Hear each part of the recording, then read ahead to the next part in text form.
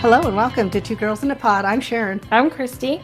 And once again, we are super excited to have a guest on. And what's kind of cool about this one is we are on vacation in Puerto Vallarta, and we ran into these two incredibly talented people who started your own business. And so we loved their story. So we're going to get to share that with you guys today. Yes, welcome, Martha Berry. And you owned IMarE clothing line, correct? Yes. Okay. We're welcome to have to. Thank you. Thank so you for glad to have having you me. on. So you've been doing this business for how many years? For 7 years. It'll actually be 7 years on June 26th. Which is very cool. 7 is a good number. It sounds like, we got to sit down, have lunch with you, and get to know you a little bit more. But your story's really important because for so many people, it just didn't happen overnight. So you were saying that you started out this business. Why? I started the business because I had went through a divorce and I just wanted to be able to provide for my 2 girls. And so I actually decided to start a business so that I can teach them about generational wealth and, just teach them to depend on themselves and not depend on other people for money and just be dependent, be very independent. So you said you started out married and you wanted to still do this, but that it kind of just wasn't working with the marriage? Yes, it just wasn't working because my previous husband wanted me to not start a business. And so I was like, but this is my passion.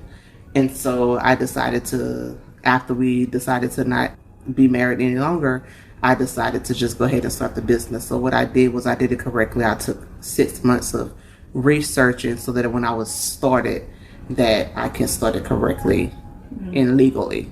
So for you, was that a difficult process to learn to navigate that? It was very difficult because I didn't have a mentor. I made a lot of bad financial decisions with, buying inventory and different things like that. So it was very difficult because I didn't have anybody to help me.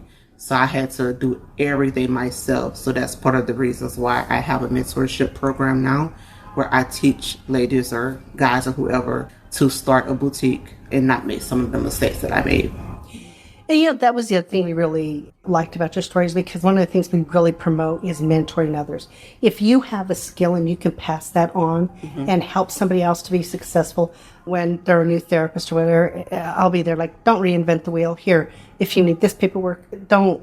It's that thing of helping others out, and which is another big part of what you do. So, I really want to get into that as well, because it's something that we promote a lot. Give back to the community, because it's the community that gives to you. Yes. And you talk about that partnership with your community. So you started this, you said you didn't have a mentor, and then how did you turn all that around?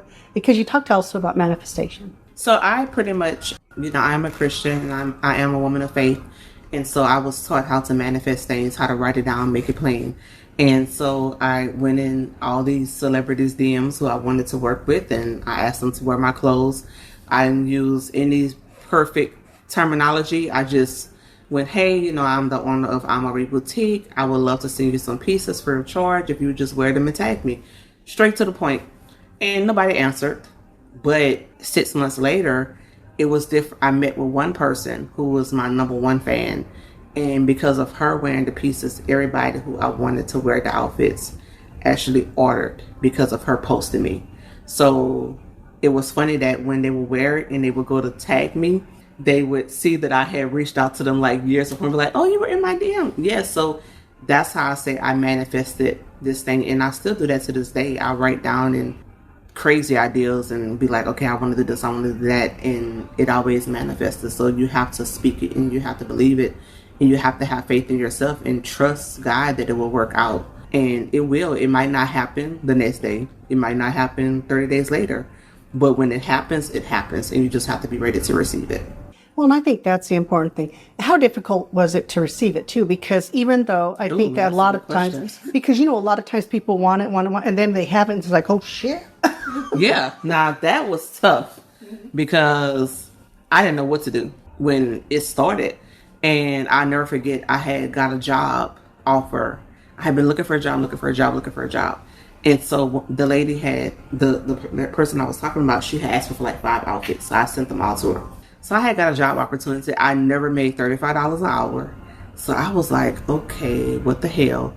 And so it wasn't matching with the time because I was like, it's no way I could be there at 7 o'clock when I got to drop my girls off to school. And so I was going crazy trying to figure it out. And, one thing I didn't want to do is put my girls in any harm's way. And so my mom told me, she said, you're going to have to tell that job no. And I was like, Mama, this is $35 an hour. I didn't already calculated $40 an hour. I'm already started calculating and planning.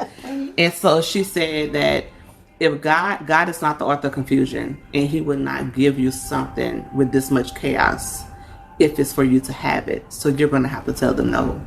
And so I remember that Friday telling them no. I was so depressed. I went to bed by 8 o'clock. I was so depressed. So the person who wore my clothes, she is, I guess, on the West Coast in California. And so it's 8 o'clock. I went to bed. So it's 10 o'clock. No, it's 12 o'clock, midnight, almost midnight. And I hear my phone. I'm like, what the hell is going on? Mind you, it's 10 o'clock her time. So she wears the outfit. She posts me. When I checked my PayPal earlier that day, my balance was like $14. That's all I had, my available balance. When I got up, my available balance was like $4,500. So I'm like, what the hell is, what is going on? Because that was the first time she had wore something of mine that was really cute. And it was going viral. And the people were shopping. And then they were in my DMs, are you restocking? And I'm just like, oh my God, what is a restock? At that point, I didn't know anything about restocking. And so I really couldn't do anything till Monday because the vendors are not open on weekends. So I placed the order the Saturday morning, but I had to wait till Monday for them to say, okay, your order is good. It's going to ship out. So I understood then that if I had took that job, I wouldn't have been able to restock, keep the sales coming in. Mm-hmm. And then I wouldn't have been able to shift the orders because I'd have been at work all day. So it kind of was I understood at that moment, why I couldn't take that job. Manifestation was right around the corner. Yes. And she wore the clothes. So it was just one of those things where I had to really trust God. And that was the part that helped me with my faith because I say now that I'm a woman of faith, but I really didn't have faith starting out. I would call my mom and ask her for prayers. I would be like, Mom, help me, Mom. And she was like, I'm not going to always be around. You have to figure this thing out. So that was one of those reasons that was one of the things that helped me with faith and realize oh my God, God really did this thing and he did it real fast. And so that's what helped with my faith because my faith was really tested. While I'm going through divorce, while I went through abuse, while I'm homeless, while all this is happening to me, and you want me to trust God? And was it at that time that you were homeless? No, it was a year later that I was homeless. Even after my business started blowing up, I still had a moment because I started the business with $0. So I didn't have investors. And so my money was just flipping to pay the bills and buy a little more inventory and then flipping again to pay the bills and buy a little more inventory because I didn't have a job. And so, there's only so much inventory you can buy. There's only so many bills that you can buy when you're doing it alone. And so at that point is when I got home. Even me being high up, I got homeless. And of course I was homeless for only 2 to 3 weeks. And then everything started working out for me. And then a year later of me being in an apartment, everything was working out. I did get a job. I think I was on that job for 6 months. I was able to do all my daughter's stuff for school. I bought her senior package. I paid for her prom dress. I did all these things because I knew sooner or later I was going to have to walk out the job. And when I walked off that time, I felt like a woman. I finally was able to tell these people, I'm done. And they're like, you're sorry, you got 2 kids. How are you going to just leave your kids with nothing? And I was like, God wouldn't open a door this big for me not to walk in it. And so I left, and from that moment, my business just went crazy. And I just did it. So that was at the time when I really had to trust God because I had got a storefront at a commercial place where they wanted to see financials. I'm like, what are financials? And yeah. I'm like, they want to see this because I'm not going to get approved. And they told me, we really want you in the store, because they saw the growth on the Instagram. And so 3 days passed, I got antsy. I called them, hey, am I approved? So it was that talk, that business talk. well, we're looking at all applications and we'll contact you. So I was like, oh shit, I don't got it. You know, I ain't gonna get it. And they called back 2 days later and was like, we really want you to have this store. We're going to go ahead and give it to you. And they paid for my build out. I mean, it was just so grateful. And then the next week I got like my townhouse. I don't know how I got that because, you know, I didn't have very good credit. So it was all those things that when I stopped dating and really focused on God and focused on my business, like my business started growing. And then he started proving himself to me like, I got you. So I think that was a moment where I had to depend solely on him for me to realize that I couldn't get any of this and do it myself or even have somebody to say, I did that for you. And it was God that actually did everything. Awesome. And then because you started this business and there's always a lot of anxiety around it. How did you navigate the anxiety? I still have anxiety. But my anxiety is weird because I know people get anxiety like when you're broke and you're not making money. But I get anxiety when I'm making money. I get anxiety. I drop every Friday. I get anxiety every Friday. I drop. It's weird. But after almost 7 years, I still do it. I get anxiety because I'm like, oh my God, are they going to like it? Oh my God, is it going to do well? Oh my God, is the site going to not crash? Because I've had times when my site crashed. And we have to wait till it come back up. So it's different things like that cause me to have anxiety. And what I do is I do go to a therapist. You know, I know they say that everybody don't believe in a therapist, but it's just somebody I can talk to, you know, and just talk about things because when you become a spotlight or you become a certain person, it's scary sometimes. Where you can't go certain places alone. You can't tag certain places because people are outside looking in. So that's the type of things that I get anxiety from sometimes. Or, you know, even when I go to church, sometimes I can't just be myself and go to church because somebody always know me. So those are the type of things I get anxiety from. And so like I said, I have a therapist. I do a lot of staycations. And I just do a lot of times where, okay, it's no work. I'm just going to take time out and relax. Like, you know, now on vacation. It's no work. I told my husband this morning, I said, can you believe I answer one email? Because when we go on vacation, like I bought the laptop. I forgot the freaking charge at home. So, so it's like, I think that was God, like, I want you to take this vacation and don't do a thing, you know? Yeah. And so like all my vendors, I have like maybe out of all my vendors, I have like a top 4 and they're like, we have relationships like we're mother-daughter, you know, a sister, depending on the age. And so they all been like, you deserve this. You work so hard, you know, stuff like that. So like, they're not even texting me. So I know they're going to blow my phone up when I get back. But it's things like that. It's like, those are the type of things that can help with anxiety to help you navigate through because anxiety is real. You know, I've had it where my chest is pounding and I wouldn't travel because I'm scared of dogs. So I would see the dogs in the airport. I know y'all like, what the hell is she talking about? So I was scared of the security dogs, even though they're on the leash. Oh, okay. You know, the big dogs. And so I'm there thinking, the little dog's on their I mean, I don't care what dog it is. It could be one in a carrier. I'm going to jump and I'm going to scream. And so all this money, and I wouldn't travel. If it wasn't someone we could drive, I wouldn't go.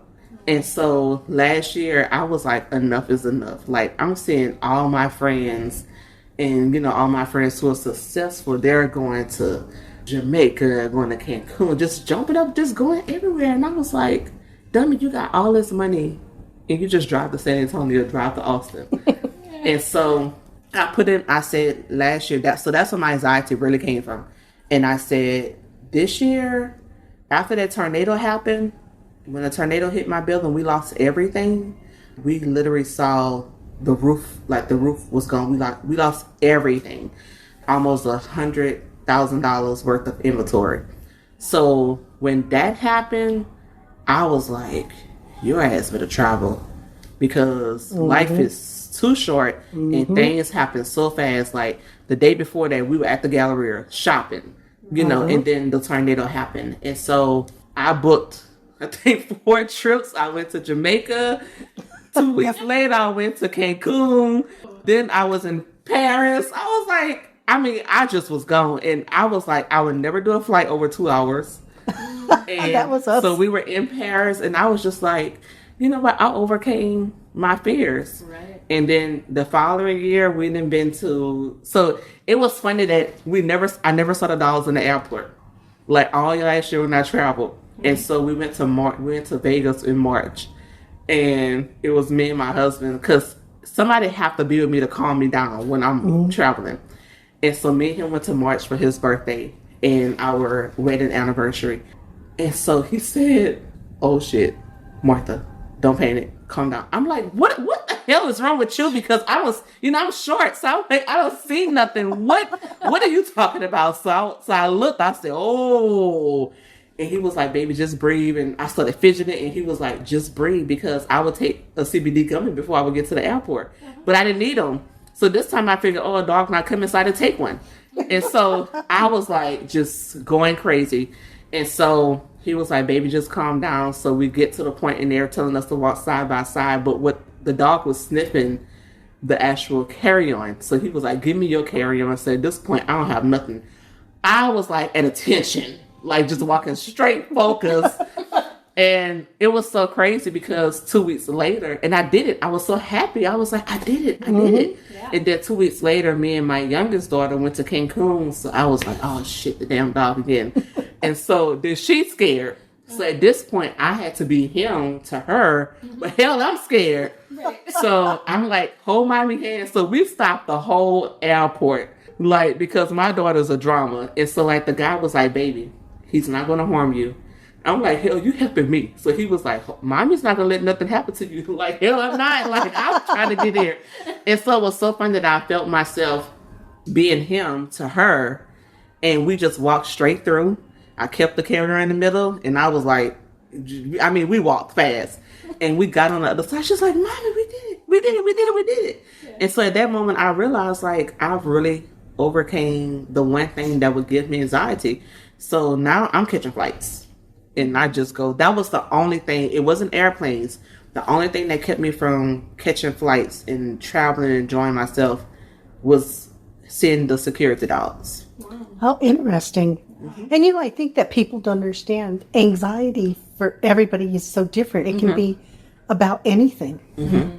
I mean, I'll tell you right now, if there was a spider in this room right now and she saw it, she'd be acting the fool and I'd have to pause this because she don't care.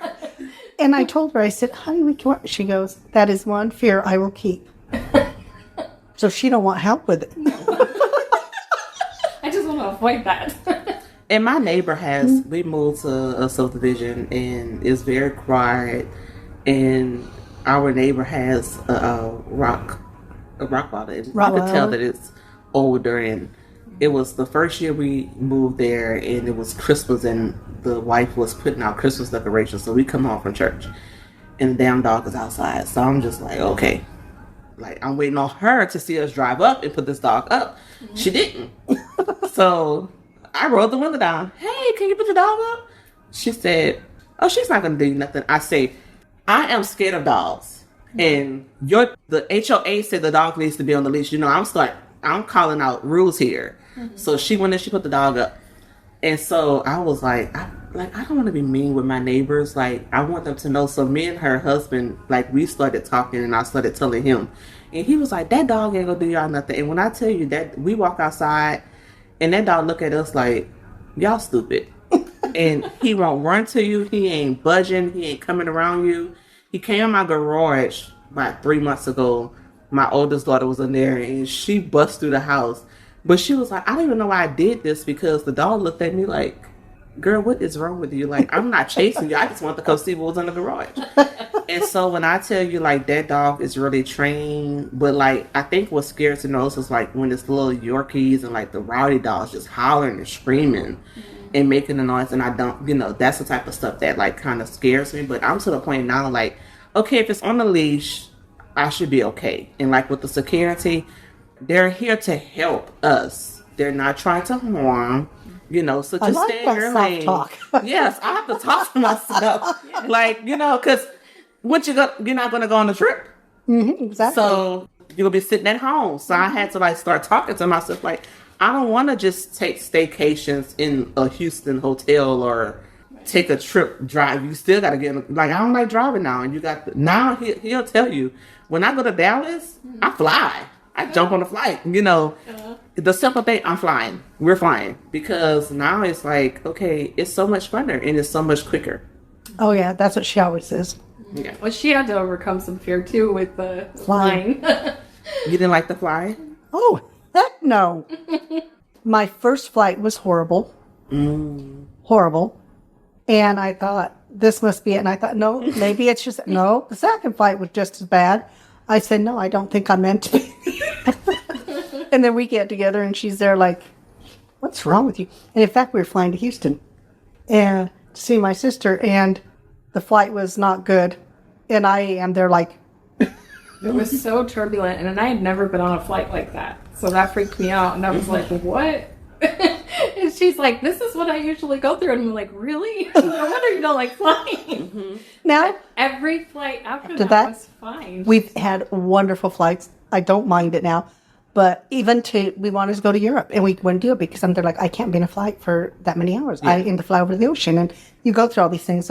So any of my clients who listen, yes, therapists have anxiety as well, because we do, whatever it is. But the thing is it's what do you do to overcome it? And that's what I've done. Now we fly and we love travel. We love meeting people. We love culture and all of that, which we talk about. The importance of travel is it really has the ability to touch your soul in a different way because of the people you meet, the cultures you get to engage with, and those things are important.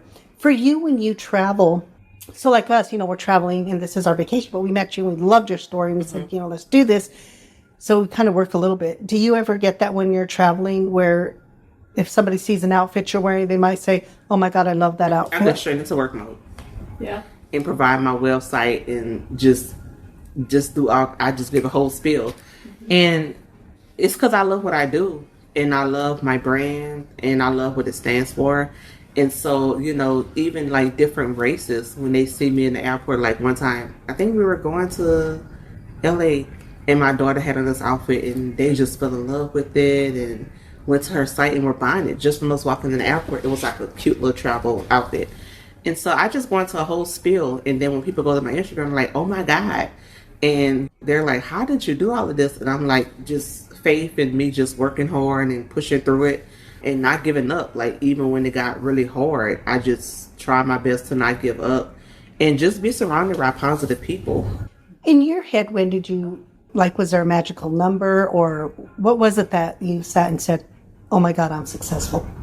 I would say it was when I had an opportunity to go to the Stella Awards. So the Stella Awards is like a show, it's almost like the Grammys, but it's like African American or whoever gospel music. It's held in Vegas. And so that was the in-between part of me walking off the job. I had got a call and was like, I want you to come. I want you to bring your clothes and sit up here and sell. I'm not going to charge you anything. I just need you to get here. And so I was like, okay, how the hell am I supposed to do this with no money? So of course, finding a flight that quick for 4 people was like $5,000 that I didn't have. So we was like, you know what? We're going to get a 15-passenger van. We're going to drive to Vegas from Houston, 22 hours, and we're going to make it work. And so when I got there and I saw all these people that were like, oh my God, you're IMarE. Oh my God, you're IMarE. And I'm like, but you're something, I'm freaking out. And at that moment, I was just like, I'm one of them. And I can be one of them. And so at that point is when I realized to just walk in it. And I was like, I really am successful. Like for you to go, I can't go nowhere and somebody don't know me.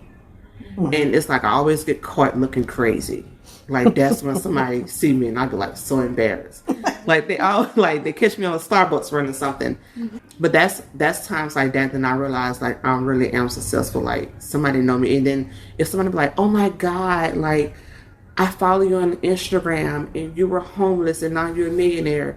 That's the type of things that's like, oh my God, I'm successful because I'm inspiring other people. Yes. And that's what it's all about when you can inspire somebody. Money is good. Money is not everything because let me tell you, money bring out You get a whole lot of cousins and a whole lot of sisters and a whole lot of brothers. So, and you have to be okay with saying no, because I was a yes person. Yes, yes, yes, yes, yes. And I started realizing that when I was homeless, all those people told you no, but you're telling them yes. And so that's things where I had to learn to stop being a yes person, not to be selfish, but to have discernment and help people who really needs help versus just saying yes to everything. And even to this day, I'd be having decisions that I'd be like, Elliot, what to do? Or my mom, no, babe, you need to pray and ask God what you need to do, because I'm so, yes, I'll do it. Yes, I'll do it. I'll do it. I'll do it. And it's like, you're going to run yourself down. So success brings heartache. It brings loneliness. It brings separation. Like, I've had so many best friends that I've lost just from me being successful. And the crazy part is, half many people prayed for me to be successful. They believed in me, but they didn't know their prayers would be answered. So they couldn't handle it. Well, I think that's hard. It's being able to, we always say, always gravitate to those people who truly are invested in you, your success, but not the success of the money, but the success of you as an individual. You know what I mean? And when you find those people, we're like that. We have this group of people and we cherish them. We have gratitude for them all the time, because it doesn't matter if we have one listener or 1,000 listeners. It doesn't matter. Those people are there like, oh my God, you're successful. And then it starts to build on that as well. You know what I mean? And I think that's what you're talking about, is being able to discern who really is there for me and who is not. Right. And who's there not just because of money. Exactly. Like, hey, I see you've been working hard. Are you okay? Hey, I see you've been working hard. Let's go have dinner. Hey, I have a friend that I'm friends with the mom, and my daughter's friends with the daughter. So we do mom and daughter dates. Hey, we missed it for 2 months. What's the deal? Like, it's those type of people that lets you know that I'm not just here because you have money. Like, we really need to do a staycation. Or, hey, let's go get ice cream. Or, hey, let's go out to eat. Or, hey, it's just simple things like that. That's like, okay, versus, hey, can I borrow this? Or, hey, I'm like, so it's to the point now that sometimes when people call me, I'd be scared. I'd be like, what you want? Because I'm just like, what is the problem, today? And I hate to do that, but it's just like, that's the only time you call. Like, when are you going to call and check on me? Like, I work very hard. I run a multi-millionaire business, and it's not easy. It's hard. Plus, I got to do all these other things throughout the week. So when are you just going to call and say hello? Or, are you good? Do you need help? Yeah. Well, why you didn't call me? You see what I'm posting. Why do I have to call? Call and offer. That's the type of... And I was taught growing up by my mom to always call and see if you need help. Now, I'm going to tell the truth that I'm in a point now that I'm so busy, I don't call as often, but I'm so busy. But when I think about it, I will call.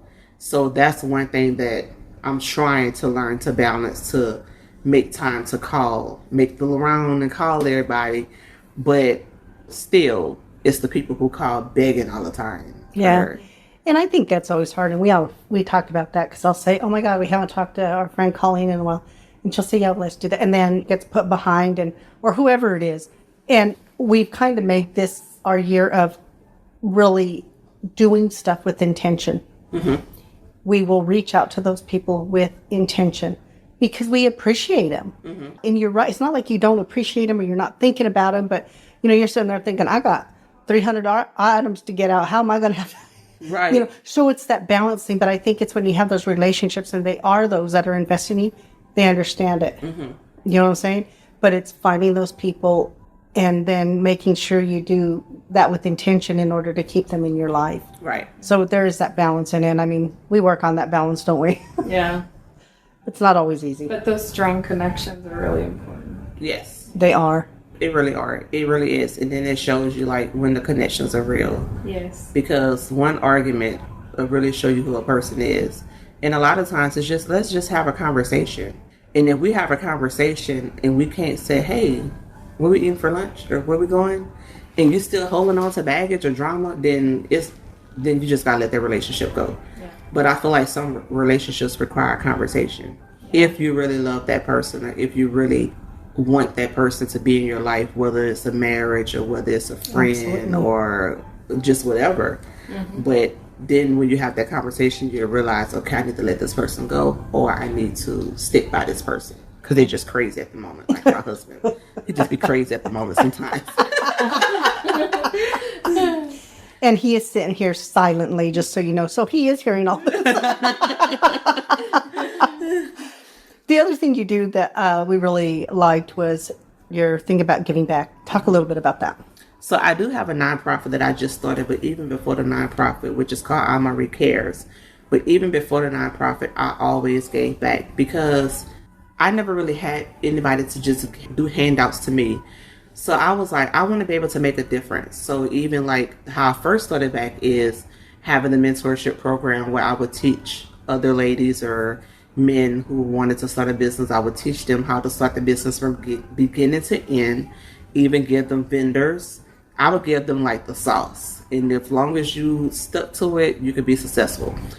And so then it went beyond that. I was like, I want to give monetary prizes or different things. So I started off with 100, then it went to 250, then it went to 1,000. Now I'm giving up to like 5,000 for certain things that my nonprofit sits for, which is like helping high school graduates, helping college students who are really already entrepreneurs, just helping them get there, and then helping single and homeless ladies. Well, not so much. Well, single and homeless ladies who are facing homeless, like help them, provide for them.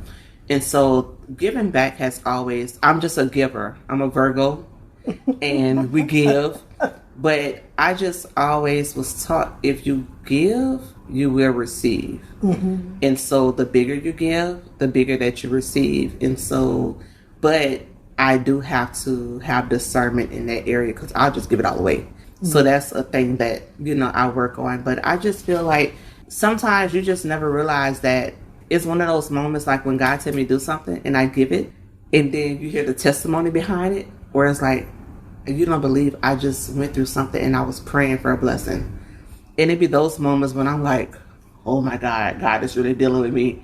So I don't take those for granted, but I'm just a giver at heart. And I just want to see people win, and I just want to help out. And it's not to say, oh, I gave such and such this. No, it's to be like, I was a part. It helped. It worked, Well, I think that's what it is, when you look at those relationships and when you have that ability to, or you don't even know where your part is in. And, I tell people, whenever you come into people's lives, you're playing a role in their life. You often don't know what that role is. And sometimes, 5 years down the road, you hear, oh yeah, that moment I talked with you, I was in an abusive relationship or whatever. And I thought, what, I can get out and I can do it. It doesn't matter what it is. You don't know the impact sometimes, but it's there. All that's of true. Those, that's it. I always call it that exchange of energy that everybody we come across, whether we're in their presence for 5 seconds, 5 minutes, or 5 years, there's an exchange of energy. And what happens with that, is such a powerful thing. And it has the ability to move people in really positive directions. And that's one of the things with our podcast. We want everybody to be successful. Yes. We want everybody to be the best version of they can possibly be, because we live in a world sometimes that is pushing back against us. You know what I mean? And I'm sure you had that where you were trying to be successful, but there were either people who were doubting you or doing stuff like that was about taking away from your progress and your success. Yeah, I had to get to the point to where I stopped telling certain people certain things because they didn't understand it. And so I would have to wait till it happened. And then they're like, oh, because I was always talked out of things. Because when a person don't understand, it's not that they don't have faith, but when a person hasn't seen something or been around it or even experienced it themselves, you can't go to certain people and tell them things because then you're going to get a negative response. And it's not always that they don't believe in you or they don't want to see you grow. It's just that they never experienced it, so they don't know how to say, oh, yeah, this is going to work. So now a lot of times, even with my daughter and my husband, they'd be like, well, when you thought about this? It be because sometimes I feel like they don't understand me. So like I have to find a way to make it look good and make it sound good for them to understand me, to be on the same page. And so and sometimes I do stuff and they be like, okay, so you just went out there and did it. Yep, I did it. Here it is. And so I think it's because a lot of times I feel like it's not that they don't believe in me, but because they never experienced it, they'll kind of talk me off the ledge. And sometimes I don't want to be talked off the ledge. Like, I want you to do it. And so that's things that I deal with. So I know who to talk to and about what to talk to with certain people. And it just works that way. It's not that I'm keeping secrets or holding anything back, but it's just like, I know who's going to be my ride or die in that moment. You know, like my husband gonna go so far, my daughter gonna go so far, my mom is gonna go so far, but me, I'm going all the way. So then I sneak it in and be like, oh, I did this, this, and this. And they be like, what? And so that's just how I roll. So sometimes you need to be supervised is what I'm hearing. Yeah.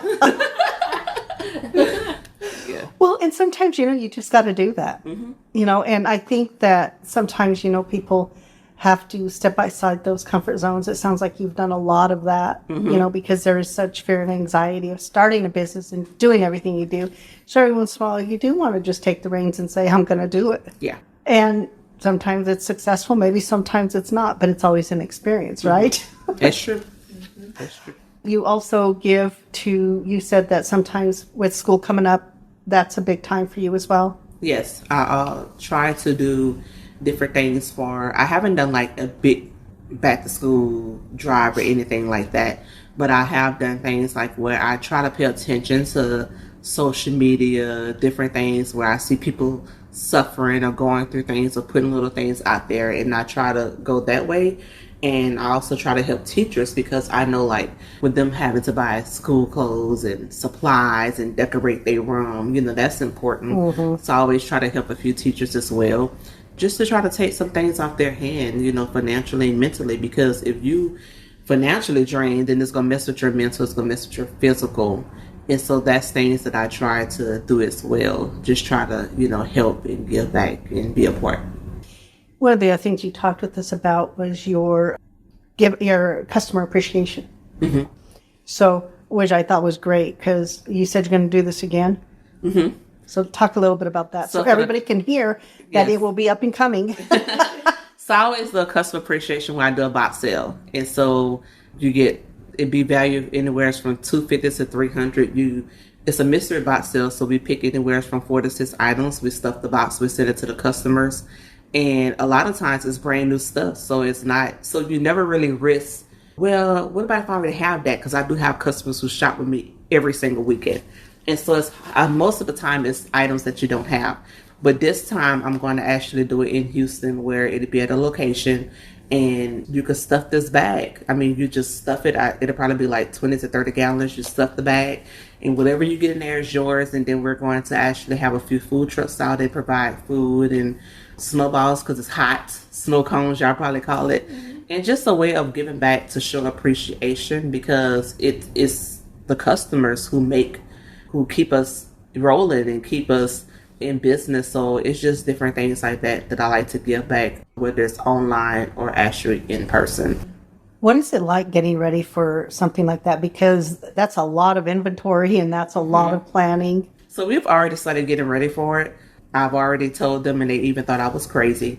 I was like, I want all this because I don't want it done at my warehouse. I was like, we're going to find a location. We're taking all this inventory. So everybody was like, okay, this is what we're doing.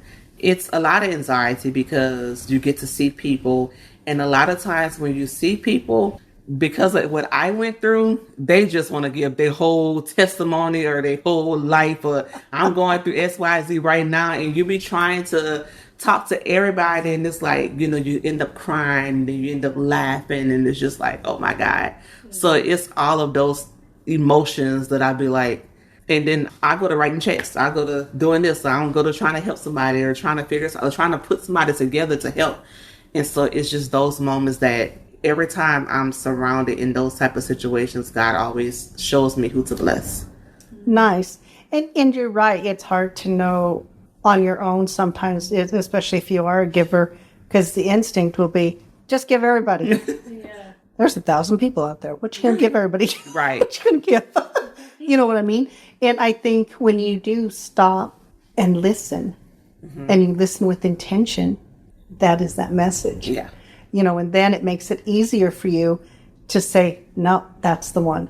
Because I think people touch you in different ways. Yeah. You know what I mean? And when you feel that, then you're able to pay it forward to Yes. those people. And it's interesting. Do you ever get to follow up with any of those people that you've helped? I Okay. see it on social media, different things like that. We had went to a restaurant last year, November, December, and it was the little guys, and they had a podcast. And what touched me was they were like under 16, and they hit the door and they trying to sell their T-shirts, and it was called Desires Energy. And I was just like, I was stuck on the energy part because they gave like energy out this world. And they were really trying to sell T-shirts that they had printed themselves. They had sweatshirts, they had sweatpants. And so I bought some for like the entire family. And I was like, what does your brand mean? And I mean, he sold it. And it was, some guide meaning behind it. But it was all about your energy. Like, just to smile and be happy no matter what you're going through. And just always give that energy. And so at that moment, God was like, sold $500 into them. And my husband's used to it now. And so I just did it. And they were like freaking out, like, oh my God, oh my God, oh my God, oh my God. And so, sometimes when you do that for people, you'll see them like, I'm going to pack up and I'm gone. They still stayed there and went to the next customer, just still working hard and trying to sell their brand and different things like that. So it's things like, I can't really say that I have blessed somebody and they haven't done something with the blessing. So. Well, and I think that's always the important thing. Once again, it's you're taking that time to listen to their message. And it's one of those things of sometimes they probably even have that intimidation approaching people. We're getting ready to go into marketing soon. You notice that? That was not a very enthusiastic yeah. But it's one of those things, you said that, one of the things you do is you really look at what's trending, all of those things, what's viral and all that. And, everybody tells us, when you have a podcast, you have to have merchandise where they're like, okay. And it is, but there's a little bit of anxiety and intimidation about that. You know what I mean?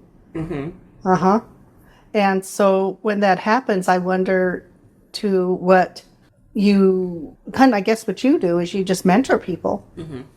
So somebody comes to you and they're like, yeah, I want to open this boutique. Then what I think is interesting is sometimes do you ever feel like some of those people who didn't support you the way they were, do you feel like they were doing more of a competition thing almost? Whereas in your case, you're there about empowering other people to have their own business because you're not sitting there thinking, man, they're going to take all my business away.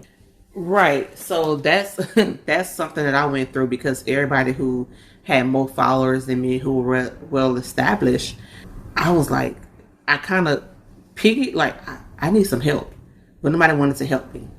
But now once I started getting on the news and I started being around celebrities and I started hanging out with certain people, now those people who I've passed up, it's like, now they want to be a part.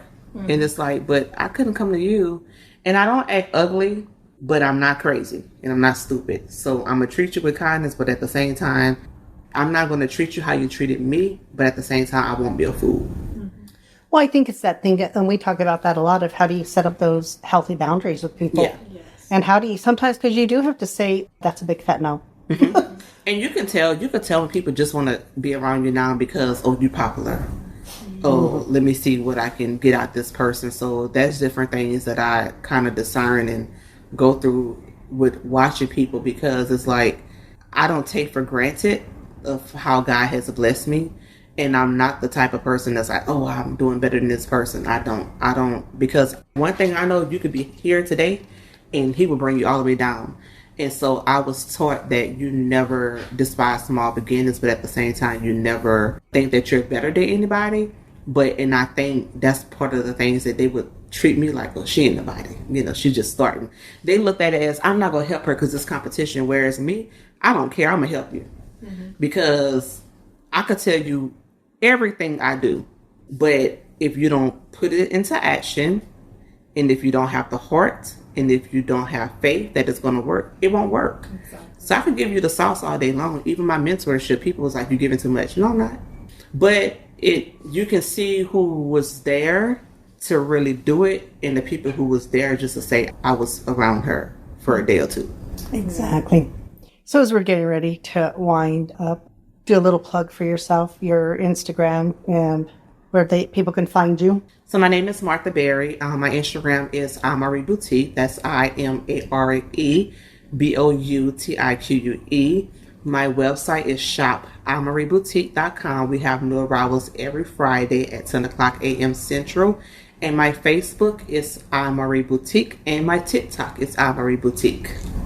Awesome. So any of you out there who are looking for some really cool ideas for your next outing, whatever it is, because Well, you also cover it all, one thing right? I would like to talk about too is that I have an ebook, which actually it's a mentorship in a book. And so I always did the program where they would come to Houston. Like the first year I had 100 and something women came to Houston in 2021. And then last year we had like 70 ladies come to Houston. So we have like a 2 to 3 day event where I do the whole mentorship. But this year I wanted to do something different because I realized that you come and you be an overload. It's like overdrive. Like you have all this, you're overloaded with all this information, but we have a moment where we party, we have a moment where we cry. And I feel like as much as I tell you take notes, you ain't gonna take notes. So I wanted to have something where they can go back to, they could download and go back to and just keep downloading into themselves versus trying to take it all in. Oh, I met this person. Oh, she had an accountant here. Oh, she had a marketing person, because I provide everybody there at the event. And so my ebook is something that I dropped on May 1st versus having the in-person mentorship this year. So that's something else that's doing well.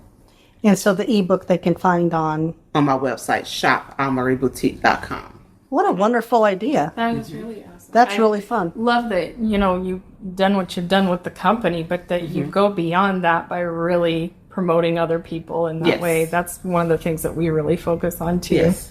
So, Well, that's cool. thank you so much for joining us. Thank you for having me. What a great opportunity. Being out in the pool, enjoying the sun, maybe a little tequila.